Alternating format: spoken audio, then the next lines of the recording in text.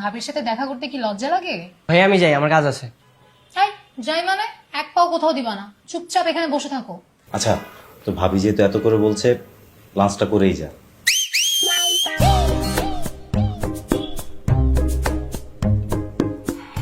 কি দেব সাহেব, কিছু খাচ্ছ না যে? তোমাকেও খাইয়ে দিতে হবে নাকি? না, আমার হাত আছে। হাত তো তোমার ভাইয়ারও আছে, তাও তো তাকে খাইয়ে দিচ্ছি, কারণ খাইয়ে দিলে ভালোবাসা বাড়ে। আমার এত ভালোবাসার দরকার নেই। আরে তোর ভাবি যেহেতু এত করে বলছে খানা, 2 দিন পরে তো তোর ভাবির হাতে রান্নাই খাবি। এখন খেয়ে প্র্যাকটিস করে নে। আগে বিয়েটা হোক, উনি আমার ভাবি হয়ে আসুক, তারপর না হয় ওনার কথা শুনবো। খুব শীঘ্রই বিয়েটা হচ্ছে। ভাই আমি গেলাম। আর কই যাচ্ছে?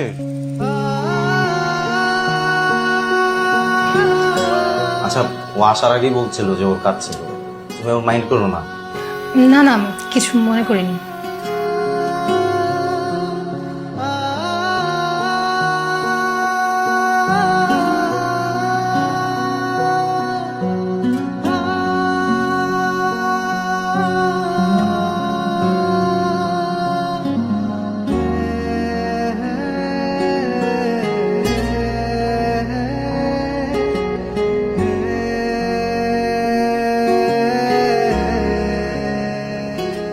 আরে তোমার কথা শুনবো না তাহলে কার কথা শুনবো? তোমার কথা না শুনলে আমার চাকরি থাকবে? আচ্ছা শোনো না, না দিলে হয় না। আচ্ছা ঠিক আছে বাবা।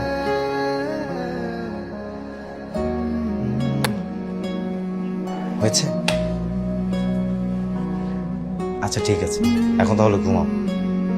রাখছি, কাল দেখা হচ্ছে।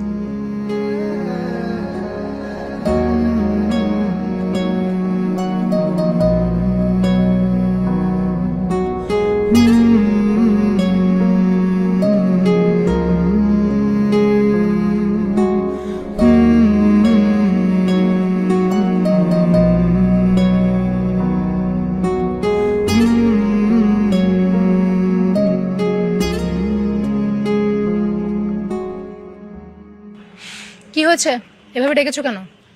তোমার সাথে আমার কিছু কথা ছিল। সেটা বাসায় গিয়েও বলা যেত, এভাবে বলার কি আছে? শোনো, ভাইয়ের সাথে তুমি যেভাবে মেলামেশা করছো আমার একদমই সহ্য হচ্ছে না।